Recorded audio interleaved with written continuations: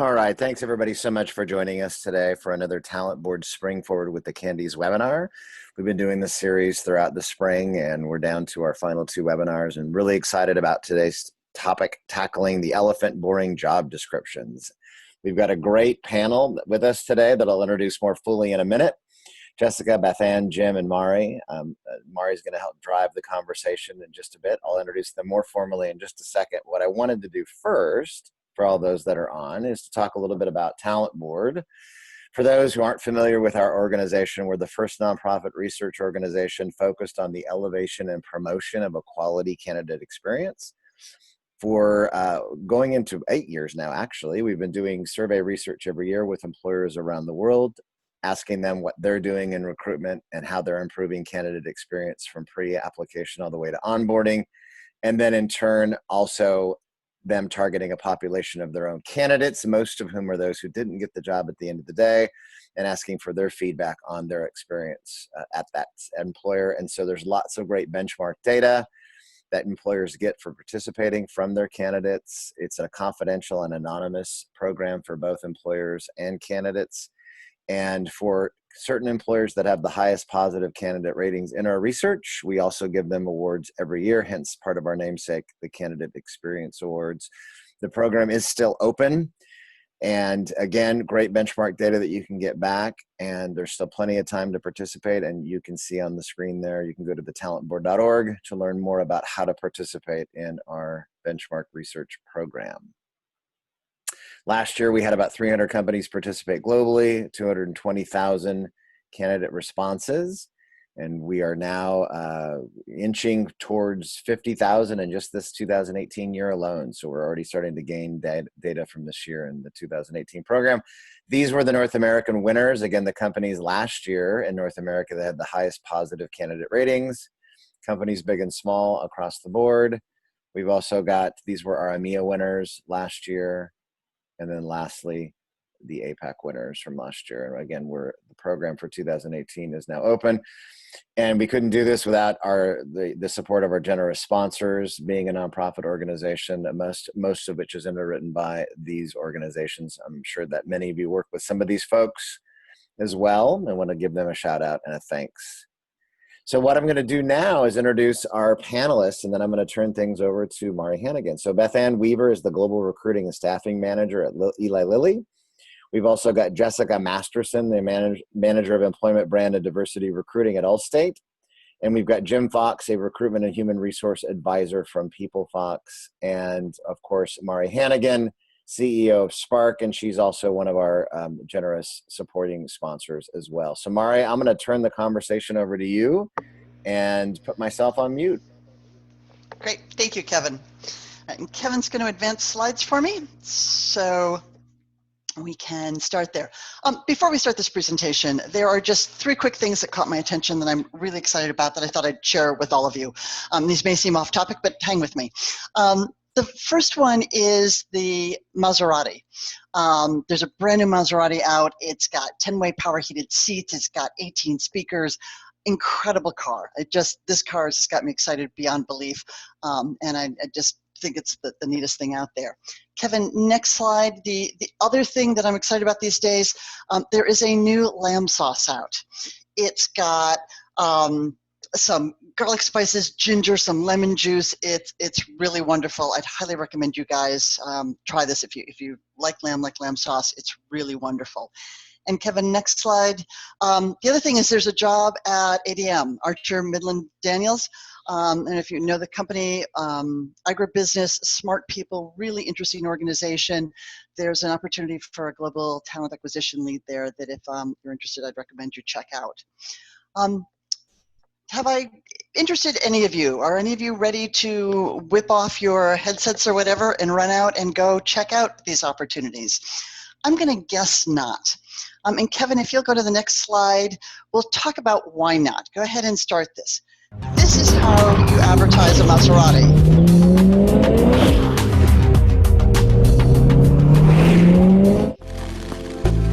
And this is how you advertise lamb sauce.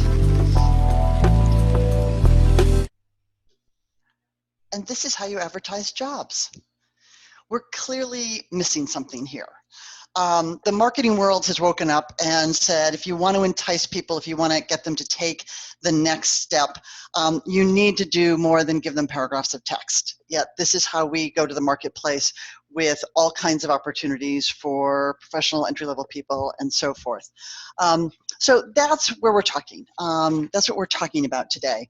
And don't mistake, Kevin, if you go to the next slide, we can take a look at the idea that, don't mistake for a minute, that we are selling these jobs. We are really, to a large degree, or at least trying to sell interest in these jobs. We may not be selling the jobs themselves, but we are trying to persuade people to pick up their heads and take a look at our opportunities. We have 3 states now that are at 2.6% unemployment, the lowest ever. There are 11 states that are at their lowest point since 1976, since the Bureau of Labor Statistics started keeping records. The company is essentially at full employment. That pretty much all the best potential employees have jobs. So what we need to do is convince them to stop, consider our opportunities, and leave what is usually a perfectly good job. And that takes some real persuasion. And we're going to talk about the primary tool that we use to do it. Now, one of the questions is it worth it? And Kevin, if you go to the next slide, I'm sure some of you are familiar with this. This study is a little bit dated now. It was, the Ladders actually did it back in 2013. They did some heat mapping of how people read, or didn't read as the case may be, job descriptions. And as you can see, anything red was looked at the longest, anything yellow was at least glanced at, anything that doesn't have any coloring over it wasn't even viewed. Candidates tend to go through, they spend less than a minute on job descriptions. They tend to read a title. They might look at some pullout information, but the idea of a candidate reading from first word to last is very, very unlikely. And so with all the effort and energy that people are putting on this, one of the questions is, should we be doing this at all? And that's something that we'll talk to our panelists about. But Kevin, if you go to the next slide, there's an issue here, and again, this is going to be part of the conversation. I hope the conversation will extend beyond this webinar, which is just that the language adds to our problems. We use the phrase job description to refer to a whole lot of things. Let's for a moment accept that a job description is an internal document that's used by your compensation team, legal, compliance. It is the legal document that describes the job and outlines it for internal use. A lot of people use job posting to refer to that external marketing piece that's used to attract candidates. The problem there is that most ATSs generate a job posting page which is pulled from the job description. So for most organizations, their job posting is exactly the same as their job description. And there are tremendous battles going on between recruiters and recruitment marketing people who want to make this text much more candidate-centric, and the legal internal people who say, no, this is, really put together the way it's supposed to be put together, and we can't tinker with this. People also use job ad, job profile to refer to this external marketing piece, but we don't even have agreement on the language.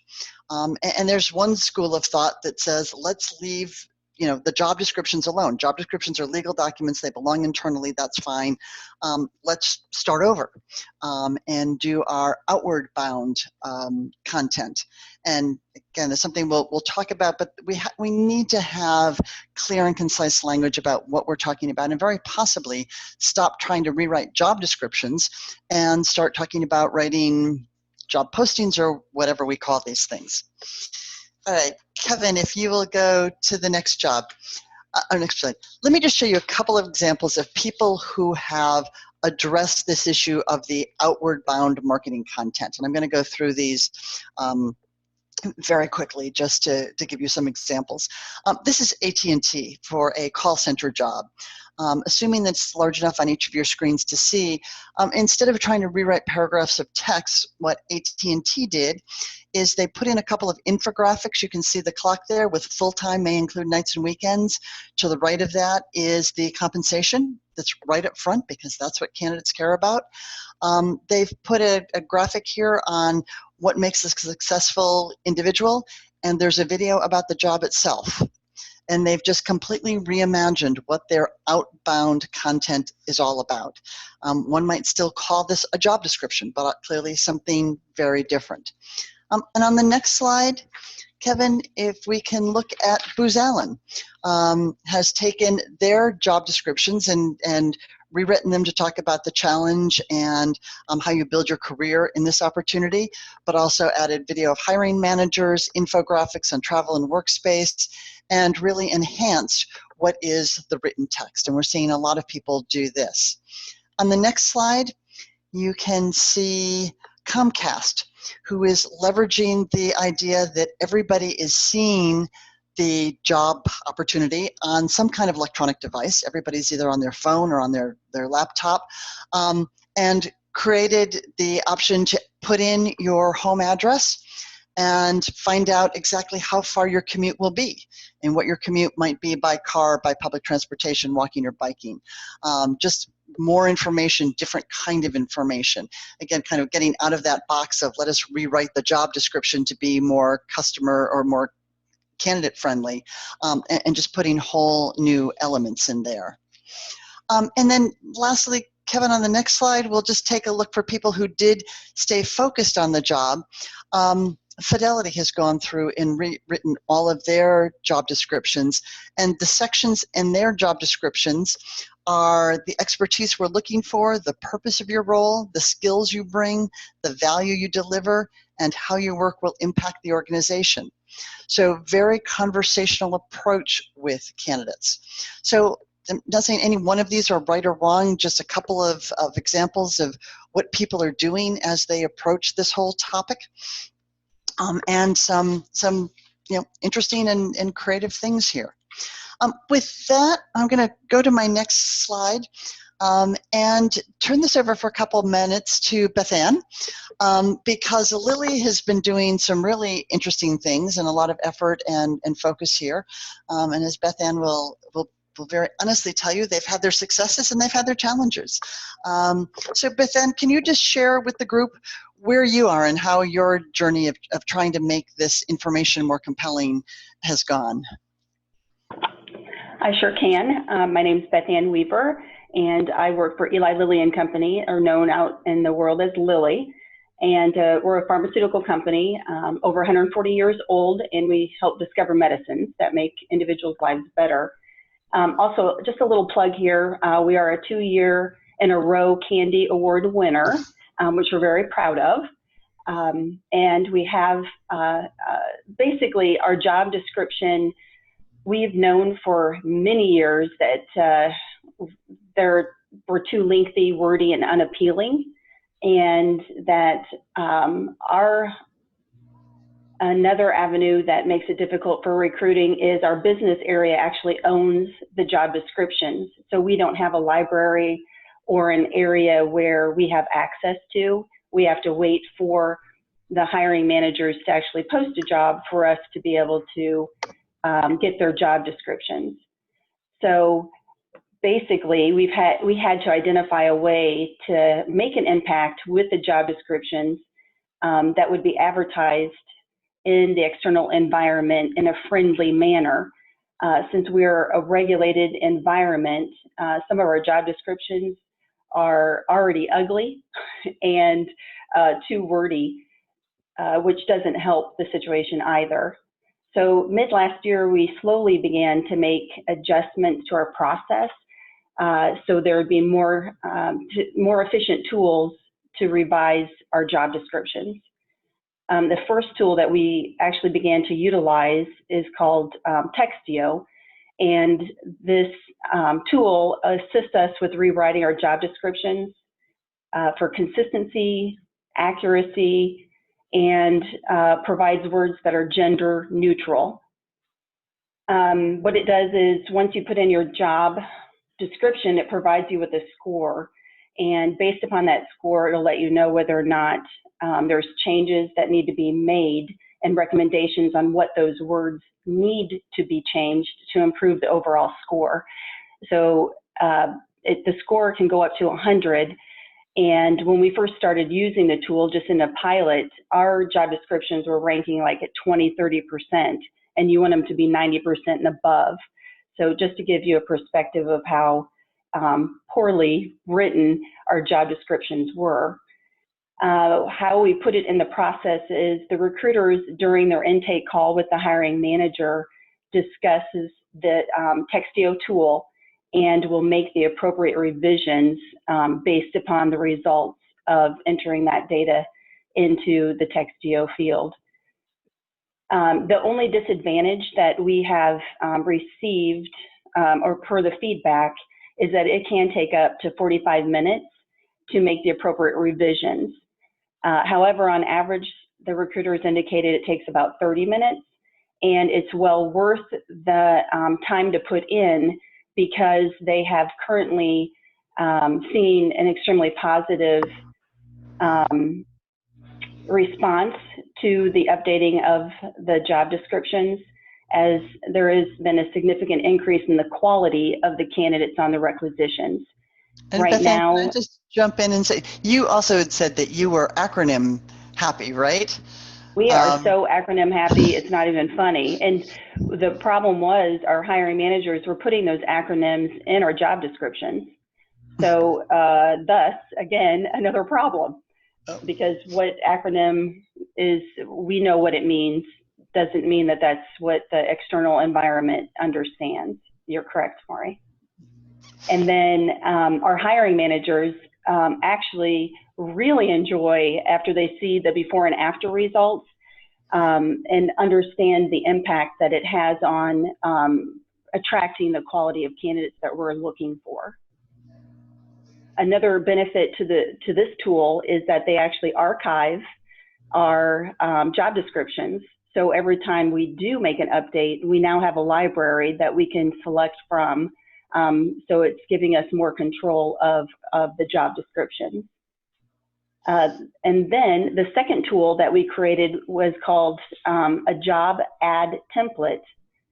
And what we discovered is we sort of needed an easy tool for our hiring managers to use, as well as provide them with options on how to create a job description in general, trying to get them away. Don't look at what you currently have. What does the job entail today? Unfortunately, and I say unfortunately, a tool was identified that we could utilize through a vendor, but the cost was going to be way too much. So we ended up creating a tool via Word to assist anyone in writing the job ad. So basically what we do is provide job ad guidelines on what they need to do to get started, going anywhere from the best job title to post externally, because what we were finding too is just because our job titles at Lilly don't match what other job titles and how we might attract others just by the title that's posted out there. Because we can say consultant, but it's not really a consultant job. It's just that's how they're titled here.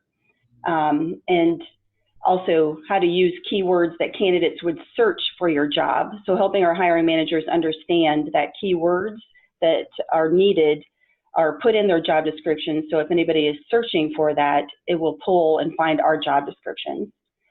And use several you and we statements to help personalize the job description and bold any words to diversify the text, as well as include engaging questions. So throughout this job template, there are 6 steps, and each step, it provides them with options of what they can choose from a specific company overview, since we have different areas that we focus on, to responsibilities, to basic qualifications, additional skills and preferences, additional information such as our exceptional work environment, so our Fortune 50 best companies for minorities, so a lot of the awards that we've received. And can't forget, number 6 is our lovely compliance EEO statement, as well as any additional things. Like we also have fixed duration individuals that work here for up to 4 years that we put a statement in there as well. And we also include a link to Textio for a brief overview, so they're aware of when we are having the conversation about Textio and job descriptions, what that means and the impact that it has on us finding talent that we need to fill their jobs. And then the third is we, end of last year, started looking at video job descriptions. And basically, I was told, hey, would love for you to start this project. There's no money involved, but we would like to have video job descriptions. So how can we make that happen? So a team was put together and worked with our social media and communications department. It has been a slow uptake.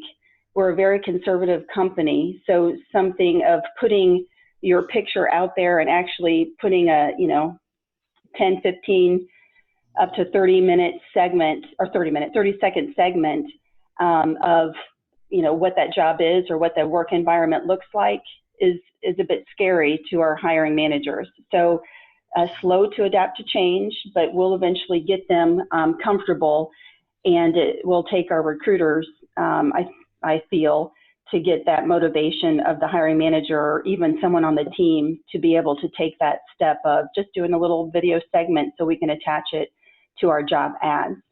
Beth Ann, did you say 30-minute or 30 seconds? No, I corrected myself. 30 seconds, no longer than 30 seconds. My brain we was don't want a 30-minute. We'll put them to sleep. Yeah, that would be way too long.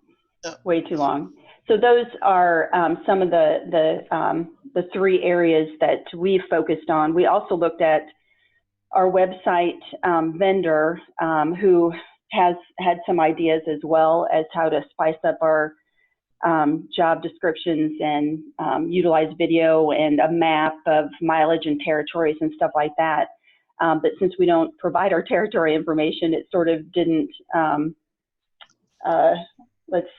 cause anyone to have, there was more anxiety than there was, yay, to have, that as an option. Yeah, if you don't have the base data already in your ATS that can pull it, it just becomes one more thing for the recruiter to do, which obviously we all know our recruiters are just swamped and working as hard as they can. The last thing they want is more tasks. Wow. Yeah, because I would say the challenges mainly are letting hiring managers know the importance of advertising. I mean, it's more, like you said, it's marketing more than it is words on a piece of paper, because individuals don't want to read a 10-page, because we have 10-page job descriptions. I mean, that's how ugly some of our job descriptions are. So how to get them to understand, you don't need all of that. You just need some really key pieces, and we're trying to help influence that the best that we can, even, not owning the job descriptions per se. I suspect you just made everybody on this webinar really grateful that they don't have 10-page job descriptions. I think there was a collective grunt that went up there. Yeah. Let's just say, who knew? Who knew? But when you go into our scientific area, yeah, you get scientists. They like to have those long ones.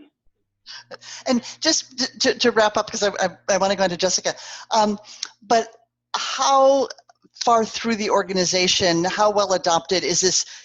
Are you at 100% adoption, or you're still rolling it out? Just where are you in terms of getting toward what would be an end goal? Yeah, I would say right now, some recruiters are better at utilizing Textio than others, just because of the time.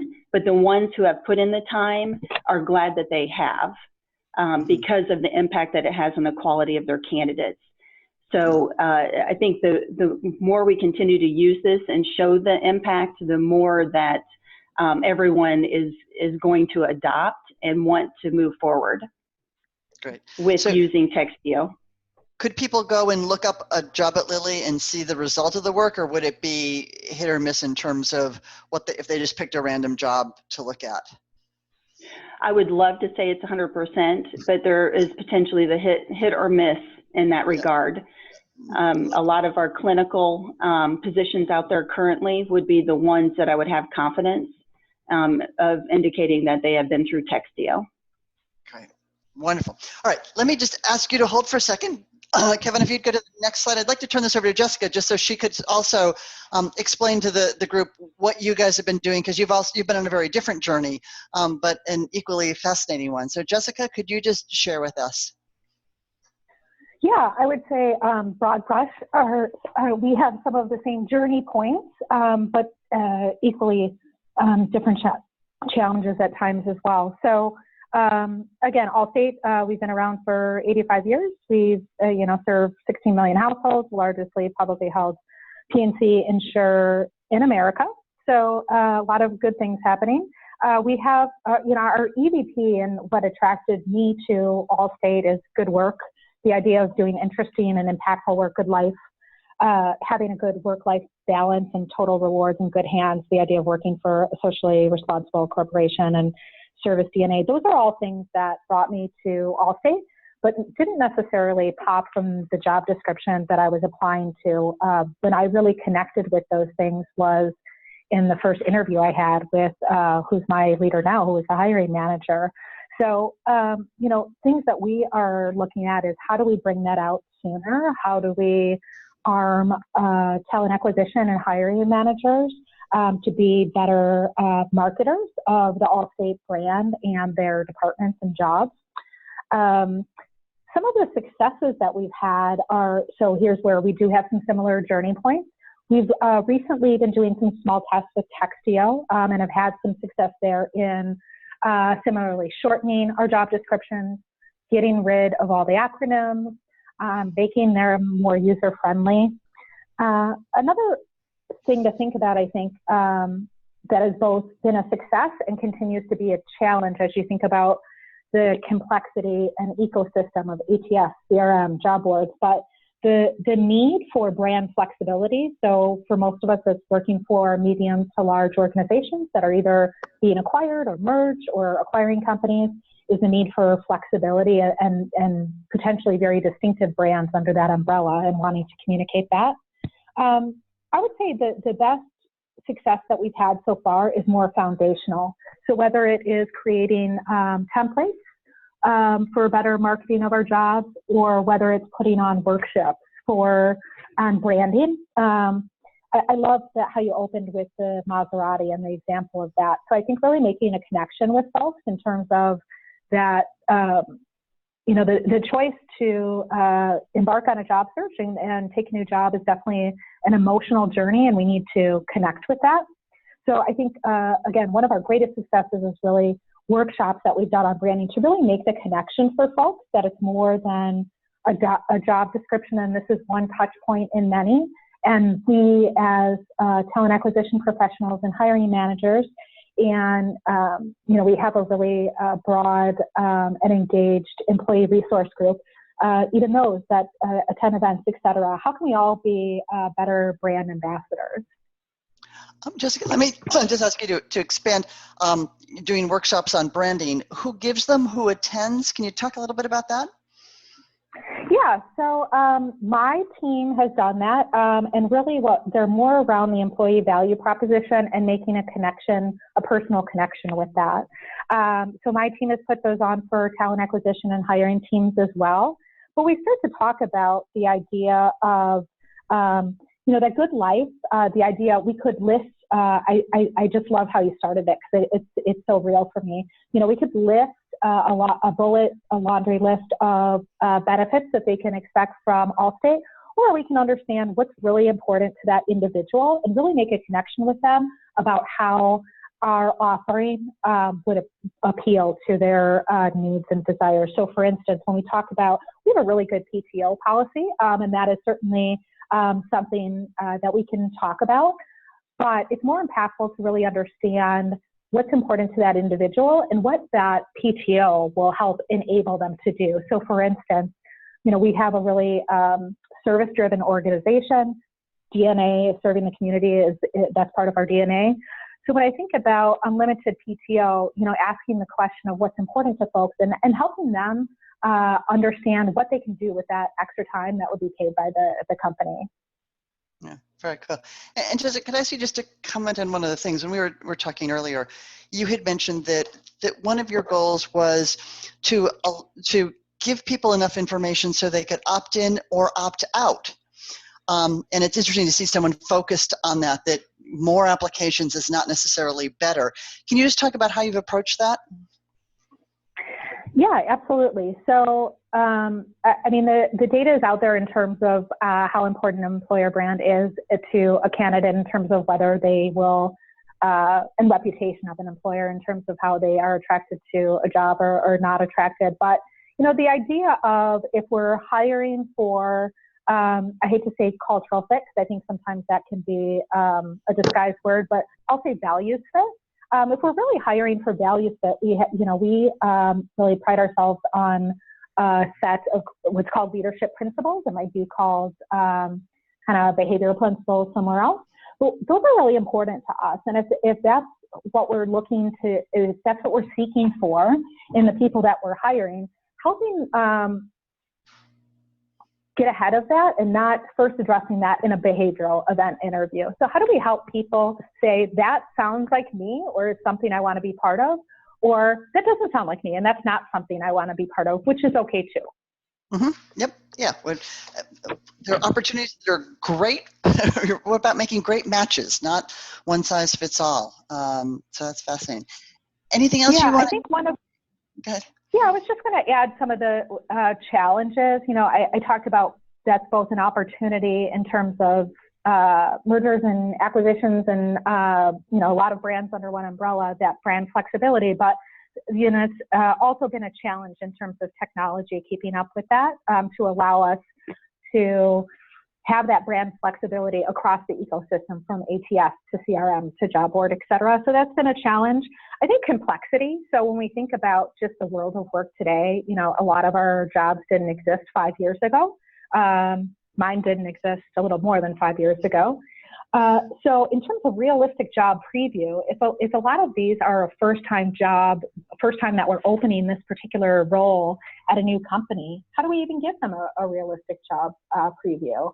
And then, of course, always alignment internally, with legal and hiring managers. Again, I think that's the difference between the job profile and then a job description or a job ad.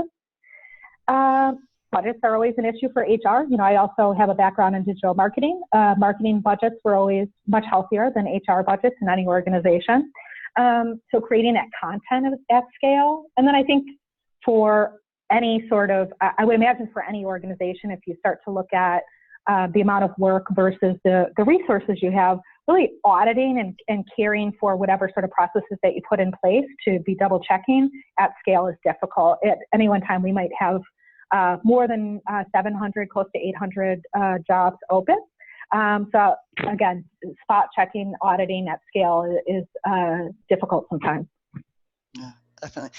And just to put some context on this complexity and different branding and so forth, you have businesses that aren't insurance businesses, correct? That are owned by Allstate, that are part of your organization? Absolutely. So we have an organization called Arity that is definitely not an insurance business. It's around data, Internet of Things. We also have, I don't hire personally for, but under the Allstate umbrella, Square Trade is more device insurance. And again, I think if you look at the direction of our company, if you look at any sort of our annual reports or discussions with our CEO, just talking about being a platform company and diversifying kind of what we do is going to continue for the future. So. It's amazing. We talk to people all the time that are frustrated because they don't have a strong even company brand or aren't known, and then you get companies that have a strong company brand and are known, but the organization's evolved, and that almost becomes a liability to you when you're trying to recruit for other things. I think you look, I'm always amazed to hear that Domino's Pizza says they're not a food or restaurant business, they're a technology business. And I scratch my head at that one. But we're all kind of evolving and taking on different things. So trying to keep up and keep the employer brand accurate and flexible, as you said, is clearly an issue there. Wonderful. Let me just open this up to both of you and kind of start with this question. Do you try to differentiate between kind of the job description, the legal document, and for lack of a better word right now, I'll just call it the job posting, the external, or are you trying to evolve those things together? Are you splitting them out completely separately? How are you handling those in your respective organizations? Beth Ann, let me just start with you. Yeah, we're keeping the compliance aspect of it in our job ads, mainly focusing on the basic requirements. Since we are government regulated with OSTCP, we have to have certain things in our job descriptions, which are basic quals, and then additional preferences, as well as the EEO statement. So we are making sure those are in there. They don't have to be as long as some of them were. So we're able to, get them a shortened version and also focus on the specific basic requirements instead of a lot of the additional preferences. Hiring managers like to put in the basic qualifications. So we are noticing an impact on that. Wow. And Jessica, are you evolving them together? Are you separating them? How are you dealing with it? At times it's taking different directions. So I think it's something that we are looking at both tracks and trying to stay together. So having better internal job descriptions as, again, the amount of jobs continues to grow, complexity of jobs continues to grow, but then the job descriptions. And I think, one thing for me, again, having worked in past in marketing, a past in recruiting, and now kind of taking those both together now, I think the idea of the job description, making it out as a job posting, so kind of all the things that you would need to be successful, to me, it's like a painful reminder of HR's past limited role as a risk manager. So again, I think the more that we can do to help hiring managers and talent acquisition kind of understand how powerful their words and actions around the brand can be. And then I think also, again, I think making it easy for them. I know this is something that I heard earlier in the conversation, but our recruiters have a lot on their plate. So how do we make it, and our hiring managers as well? So how do we make it easier for them? Yeah. Let me just share something that absolutely pulled me up short yesterday. There's a conversation going on over on Facebook about this. And Carrie Corbin at American Airlines, I thought she had a brilliant approach to her compliance people. And she said, if you remember the days when we used to advertise in newspapers, with 3 lines, we didn't try to put all of the compliance information in there. We understood that was a job ad, right? When you ran help wanted ads in the newspaper, you understood that was different than your job description. And that differentiation might also be valid today. But she has said that she has convinced the organization that the ATS should not be the repository for the job descriptions, that those are internal legal documents. They need to be what they are, but they should be housed elsewhere. And the ATS should hold candidate-centric information. I thought, wow, I haven't heard anybody who's got an agreement to do that across the board. I also think it would scare people to death with the idea that your ATS might be emptied out of all the job descriptions as those were moved somewhere else for internal purposes. How would you guys react to having all the job descriptions just moved over to legal's database and you getting to start fresh? This is Jessica. So how we're handling that today, again, I think it's 2 tracks of work. So our compensation team and legal, they have an important job to continuously update our job descriptions to be competitive. I mean, we have to look at the market and understand, are we being competitive? So having that job description is not unnecessary. It's a very important thing. How we're looking at it technically, our ATS does allow for a job description and job posting to be different. So I think they're both important. Again, to be competitive, to understand the market at all, I think you have to have kind of a set criteria, and you can always talk about more of what's required. But that job posting, having a shorter, our ATS and CRM that distributes from the ATS does allow us to do both. And you're using success factors, am I correct, on your ATS? Correct. Yeah, great. And Beth Ann, how are you guys What would you think if somebody emptied out the entire ATS of all job descriptions? Well, personally, going through audits, I wouldn't like that. However, because I'm compliance for our department as well. But I would say we have also talked about not having some compliance aspects in the job ads, but when they go in to apply, that the full job description would be there. That has the compliance obligations on, on that job description. So that way we're able to have one as an advertisement and then another, and it sounds very similar to what Jessica just indicated, because we also have a CRM that we do push out communications from that helps us advertise that I know don't have the compliance aspects of it. So just because we're trying to attract that talent. But I can see it potentially going that way. But the government, I think, also has to get up to the 21st century. Just saying, because even for immigration, you still have to post, put your job, advertise your job in a newspaper. So. Right. Yep. Yeah. It's waiting for the government to catch up. We could be waiting a while. I know. I have a feeling we will be. That's right.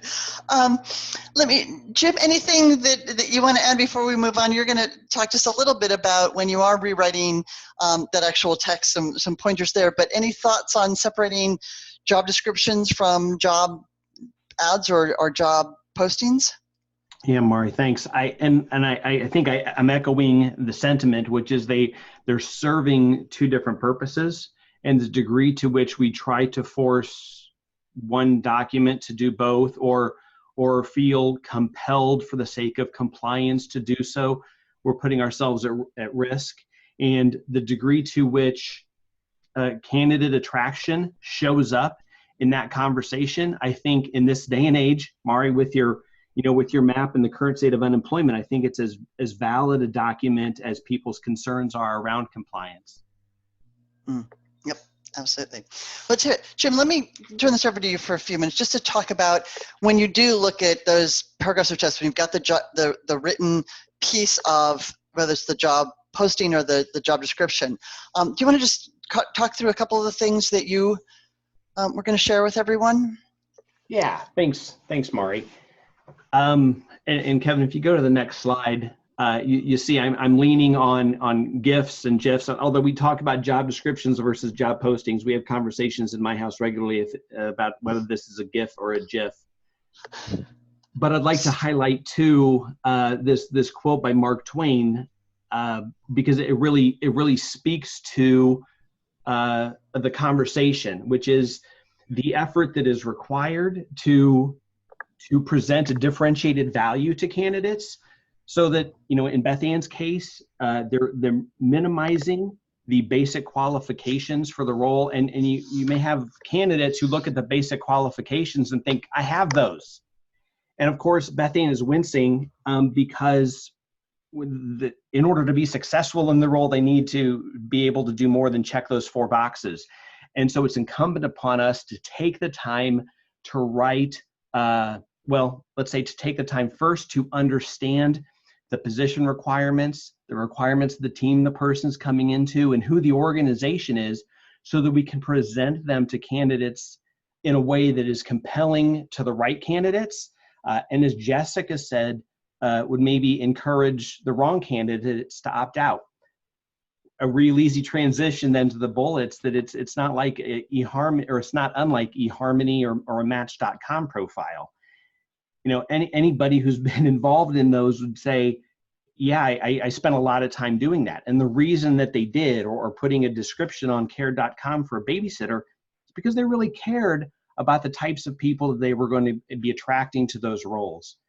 I'm hearing and seeing a lot now about people loving their jobs and caring for coworkers. And I think this is a great place to start. But you get out of it what you put into it. And in that regards, the recruiter intake meetings, although everybody's busy, the time you invest in intake and launch meetings can help you attract those candidates, and hopefully we would say, Beth Ann, when we were working together a number of years ago, we would say, let's fail fast. Allow the candidates who aren't right to not even start the process. The focus, as with eHarmony and Match.com, is on quality versus quantity. And so we need to be doing our part to making sure we're having that alignment. And there are tools that are available. Both Jessica and Beth Ann talked about Textio, and I'm sure everybody on the phone, nobody on the phone here or on the panel works for Textio. LinkedIn also offers a new feature called How You Match that will encourage candidates to do some Q&A to assess the likelihood that they're going to be considered for the role. And then there's a reciprocal piece for recruiters to look at with regards to the candidates. And also Tal Vista is a new player in this space, launched to help drive alignment, the writing quality, and the bias elimination of our job postings. And then, of course, and Maury wouldn't say anything, but SparcStart offers a great strategy, and it's a real plug and play tool that can get managers front and center with candidates in an easy way to help candidates see what they're going to get into and who they're going to be working with. And that can speak volumes. Frankly, it speaks like a Maserati driving down a road that gets candidates to what I hope would be a well-crafted description. Kevin, if you go to the next page, you'll see some of the best practices and some of the commentary from folks, I think, speak to the value of this slide. And I'll direct your attention to the middle right of the page. Ali Hall is a Textio employee and also a blogger. And through their data, their research, she was able to define some best practices for job descriptions that can not only attract, but then convert the right candidates to the applicants for your roles. Keeping job descriptions within 300 to 700 words, and I'm smiling because I would say within those 300 to 700 words, you want to present the job in a compelling fashion. You also want to set it up to be kind of a mini career site, so that what they need to know about the company, they can see in that job description without going to somewhere else, although it's nice to have that in multiple places. And then thirdly, there is research that shows that candidates, and Kevin, the talent board data reflects the same, candidates want to know that they're going to be treated fairly and considered objectively for the role. So those EEO statements, well crafted, reflecting the organization and its authenticity, speaks to candidates and can help convert them, as does maintaining your sentence length, keeping bulleted content to about 1/3 of the job description. And then, as Beth Ann shared too, using those first and second person terms. It's all about we, and it's all about you in a one-to-one fashion, so the candidates can get a sense of a conversational tone, so that, you know, it's as if you're speaking to them, selling them on what the opportunity is. And then in the lower right there too, the idea of showing me, using videos and pictures or icons and graphics. I don't recommend GIFs or GIFs, although I'm a hypocrite because clearly I included them in the presentation. But this slide really gives you some ideas about what those templates can should look like, which Jessica and Beth Ann both shared as a best practice within their organization, to reflect the whole of the organization in addition to the needs of the role. So Kevin, if you would flip to my final slide. And guys, I love this picture because when I think of Mr. T, I don't necessarily think of a relationship of reciprocity. That's really what we're looking for. There was a talent board webinar like this one on May 15th. And in it, Eric Seidel from Shaker quoted Career Arc research that shows that candidates are spending 3 to 4 hours to apply to a job. And that's different than what Maury shared earlier, which is candidates are looking at a job ad for less than a minute. What you want to do is be able to get them to look at your job ad long enough that they're willing to invest the 3 to 4 hours to assess your company culture, figure out who they are, and then convert their resume, their application, into a marketing document that is going to be compelling enough to get you to turn around and look at them. But the challenges with that we need to invest the time ourselves to put our best foot forward so that candidates are willing to invest that time, and we in turn have the opportunity to consider them for the role. I'll finish with this talent board snippet from the 2017 report, which came out recently. The best candidates have a newfound disdain, and Kevin, you know I love the word resentment. They have a newfound disdain or resentment for employers who don't know what they want until they see it. So it's incumbent upon us to figure that out before we get there. Companies that fail to deliver on the expectations of candidates and listen without hearing. So, imagine, if you would, a job description, Beth Ann, a 10-page job description or something that hasn't been looked at from the candidate's point of view as listening without hearing. We need to hold ourselves accountable to ourselves and to the candidates so that we can put our best foot forward and attract the kind of people to the company that are going to be successful there. Great. Thanks, Jim. Let's go to some Q&A. One of the things that I would love it if people would share, obviously if you have questions for any of the panelists, but if folks want to just use the chat and reply to or share it with all, just tell us, what words are you using to describe the outbound content? Are you talking about, are you calling them job descriptions and using one phrase for both? Has anybody got any great language they'd like to recommend? Let me ask that, but then also in just general questions. No, thanks, Maury. I've actually got I'm going to jump it real quick. We've still got about 5 minutes for questions, and this is for Beth Ann and Jessica. This is from Kevin. So what I'm curious about, again, just you touched on it throughout each of your presentations, but just can you iterate again briefly, once you got to the tipping point of we have to do something different with the way that we're managing our job descriptions internally, what was the first step that each of you took? Maybe whether that was to get internal buy-in, looking at a solution like Textio, what was the first step? Jessica, what about you first? So I think I would say even before that was convincing others than my team that we needed to do something. So I think really making it visible for everybody of what is happening when you have 700 and something jobs open at any given time. It's real easy to kind of lose track of that as our senior leaders. So helping them kind of understand what that looked like in samples we were seeing, and helping them look at competitive to help really, that really kind of speaks to them, right? So again, just helping make it easier on folks in terms of making the business case was actually our first step.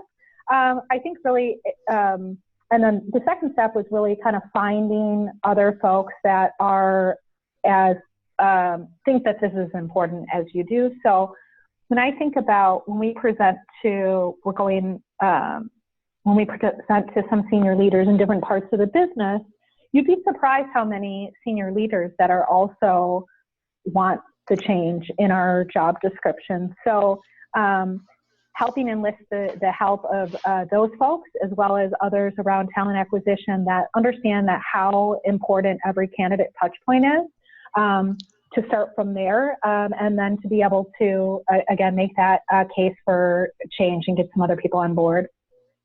Excellent. Thank you. Beth Ann, what about you?